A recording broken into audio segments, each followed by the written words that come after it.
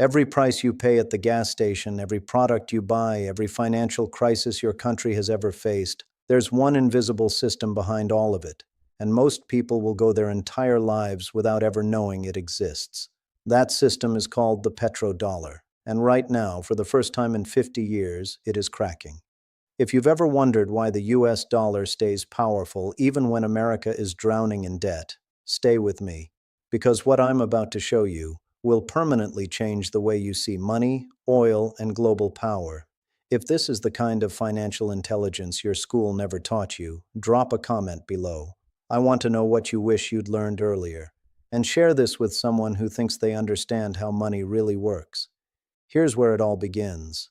To understand why the petrodollar is so powerful and why its collapse would shake every economy on Earth, you need to understand one thing first. Oil isn't just fuel. It is the backbone of modern civilization. Every car, every plane, every cargo ship moving goods across the planet runs on oil. Every plastic bottle you touch, every fertilizer that grew your food, every chemical process in the products you use daily, oil is in all of it. No oil means no modern economy. It's that simple. And because every country on Earth needs oil, but very few countries produce it, a massive global trading system was born. Saudi Arabia produces it. Japan needs it. Germany needs it. India needs it. The entire world is constantly buying and selling oil. So the question that changed history was this: in what currency does the world pay for it? The answer to that question is why America became the most financially powerful nation on Earth. And it started not with oil, but with a war. By the end of World War II, most of the world lay in economic ruins. Europe was devastated. Asia was shattered. But the United States emerged with its factories intact, its economy booming, and its military dominant.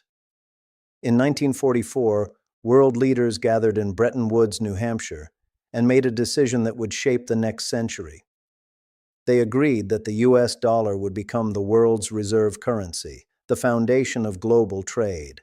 Every other currency would be pegged to the dollar, and the dollar itself would be backed by gold. America held the gold. The world held dollars. It was a system built on trust. But that trust had a breaking point. In 1971, President Nixon made one of the most consequential financial decisions in modern history. Facing economic pressure and a draining war in Vietnam, he unilaterally ended the dollar's convertibility to gold. Overnight, the dollar was no longer backed by anything physical. It was backed by faith, and faith alone. Economists called it the Nixon shock. Markets panicked. The world scrambled. If the dollar wasn't backed by gold anymore, what gave it value? That question needed an answer fast, and the answer came from the desert. If you're still watching, you already understand more about global finance than most people will learn in a lifetime. Hit the like button. It helps more people find this. 2 years after the Nixon shock, the world hit its next crisis. In 1973, Arab oil-producing nations, furious at U.S. support for Israel in the Yom Kippur War, did something no one had done before. They turned off the oil tap to the West. Prices quadrupled almost overnight. Gas lines stretched for miles across American cities. Inflation exploded. Western economies were brought to their knees in a matter of months. It was the most effective financial weapon ever deployed. And it exposed something terrifying. The United States had no control over the one commodity its entire economy depended on. So America did what it does best. It made a deal. In the aftermath of the oil embargo, U.S. Secretary of State Henry Kissinger flew to Riyadh and sat down with the Saudi royal family. The agreement that followed was never made public. There was no formal treaty, no press conference, but the terms were understood clearly by both sides. Saudi Arabia, the world's largest oil producer, would sell its oil exclusively in US dollars. In return, the United States would provide military protection, sell advanced weapons to the kingdom, and guarantee Saudi security against its regional rivals. It was power traded for power, and it worked.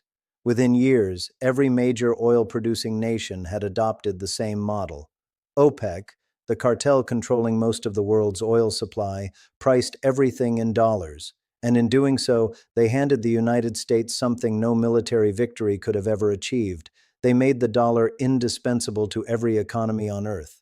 Here is the mechanism that most people never see. If every country needs oil, and they do, and oil is only sold in dollars, and it was, then every country on Earth must first acquire US dollars before they can power their economy. Think about what that means. Japan, Germany, China, India, Brazil, every single one of them must earn, borrow, or buy US dollars just to keep their lights on and their factories running. This creates an artificial, permanent, global demand for the American dollar, a demand that has nothing to do with how well America manages its economy. A demand that exists simply because oil exists. That is the petrodollar. And that is why America can run the largest national debt in human history, currently over $34 trillion, and still borrow money at low interest rates, because the world has no choice but to keep buying dollars. Now here's what makes this system even more powerful and more dangerous. When oil-producing nations collect all those dollars, they don't stuff them in a vault. They reinvest them into US government bonds, into American real estate, into US stock markets, into Wall Street. This process is called petrodollar recycling, and it creates a closed loop that feeds itself. Countries buy oil with dollars. Oil producers collect those dollars. Oil producers invest those dollars back into American assets. American financial markets stay liquid. The dollar stays strong. And the cycle repeats. Every single day, trillions of dollars circling the globe and returning home to America. For 50 years, this loop has been the hidden engine of American financial dominance. But here's where things get dangerous, and this is the part most financial media won't tell you clearly. That loop is starting to break. Russia, facing crushing Western sanctions after 2022, began settling oil trades with China and India in rubles and rupees, bypassing the dollar entirely. China launched the petroyuan, yuan-denominated oil futures contracts, specifically designed to give countries an alternative to dollar-priced oil. Saudi Arabia, America's original partner in this system, has begun quiet conversations about accepting yuan for Chinese oil purchases, and the BRICS nations, Brazil, Russia, India, China, and South Africa, now expanding to include Saudi Arabia, the UAE, Iran, and others, are actively building trade infrastructure designed to reduce dollar dependency. This isn't a conspiracy. It's documented policy. It's happening in slow motion. And the question every serious economist is asking right now is not if the petrodollar system will change, but how fast. Now, and this is critical, moving away from the petrodollar is not simple. The dollar offers something no other currency currently can match at scale: deep liquidity, legal stability, global infrastructure. When a country moves $1 billion in oil transactions, the dollar market absorbs it without flinching. No other currency, not the yuan, not the euro, not any BRICS alternative, can currently do that. Switching the global oil market to a new currency would mean rebuilding decades of contracts, hedging systems, insurance frameworks, and pricing models simultaneously. It would be like trying to rebuild the internet while everyone is still using it. So here is the real picture. The petrodollar is not collapsing tomorrow, but it is being eroded, deliberately, strategically, and with increasing speed. Countries like China and Russia are not trying to destroy the system overnight. They are carving out alternative channels, building parallel infrastructure, and reducing their exposure, transaction by transaction, trade by trade. It is a long game, and America is aware of it. The critical question, the one that will define the next decade of global finance, is whether the United States can adapt fast enough, whether it can maintain dollar dominance not through oil monopoly, but through economic strength, innovation, and financial credibility alone. Because the deal that Kissinger made in the Saudi desert in 1974 was always temporary. Every empire's financial system eventually faces its test. We may be watching the beginning of that test right now. If this gave you a new way of seeing how money and power actually work in this world, subscribe. No hype, no noise. just the financial intelligence that most people never get access to.